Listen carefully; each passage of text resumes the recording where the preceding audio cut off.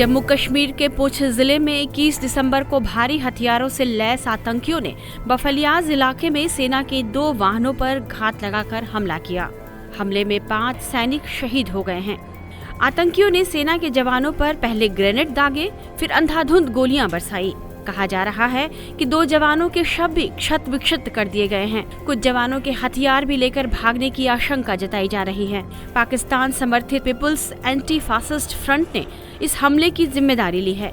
हमले के तत्काल बाद सेना ने मोर्चा संभाल लिया है और आतंकियों को मुंहतोड़ जवाब दिया है। मुठभेड़ देर रात तक जारी रही।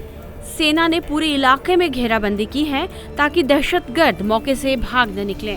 इस बीच मीडिया रिपोर्ट्स में यह बताया जा रहा है कि जम्मू कश्मीर के पुंछ सेक्टर में आतंकवाद को फिर से बढ़ावा देने के लिए पाकिस्तान और चीन यहां आपस में सहयोग कर रहे हैं। यही वजह है कि बीते कुछ दिनों से जम्मू कश्मीर में आतंकी घटनाएं बढ़ी हैं। इसके पीछे चीन और पाकिस्तान की यह मंशा समझी जा रही है कि जम्मू कश्मीर में आतंकी घटनाएं बढ़ने से भारतीय सेना पर इस बात का दबाव बढ़े कि वह लद्दाख सेक्टर से अपनी सेना हटा ले। दरअसल 2020 में एलओसी पर गलवान हमले के बाद भारत ने बड़ी संख्या में सैनिकों को तैनात किया है। इतना ही नहीं, भारत ने चीन सीमा से सटे अपने इलाके में ढांचागत विकास भी किए हैं, जिससे सैनिकों और हथियारों का पहुंचना वहां और आसान हो गया है। इससे चीन बौखलाया हुआ है। लिहाजा चीन और पाकिस्तान की प्लानिंग यह है कि भारतीय सेना का ध्यान पूरी तरह जम्मू कश्मीर पर बना रहे और चीनी सेना से वो अपने सैनिकों की तैनाती कम कर दे या हटा दे। भारत ने 2020 में गलवान हमले के बाद चीनी आक्रामकता का जवाब देने के लिए राष्ट्रीय राइफल्स की तरह सेना को पुंछ सेक्टर में लद्दाख में तैनात कर दिया था। इससे चीन पर दबाव बनने लगा।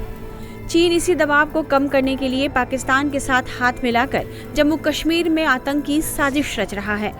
ताकि यहां आतंकी घटनाएं बढ़े तो भारत फिर से अपने सैनिकों को यहां तैनात करने के लिए मजबूर हो जाए।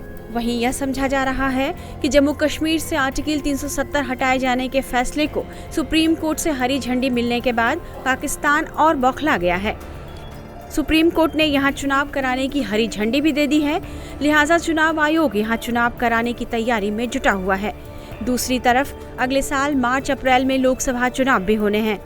इसलिए चीन की मिलीभगत से पाकिस्तानी सेना अपने उम्मीदवारों के लिए समर्थन जुटाने के मकसद से यहां उकसावे की कार्रवाई कर रही है। हालांकि सुरक्षा बलों ने जिस तत्परता से आतंकियों के खिलाफ मुंहतोड़ जवाबी कार्रवाई शुरू की है, उसे देखते हुए कहा जा सकता है कि पाकिस्तान और चीन की कोई भी नापाक साजिश किसी भी तरह से कामयाब नहीं हो पाएगी। टाइम्स नाउ नवभारत डिजिटल की रिपोर्ट।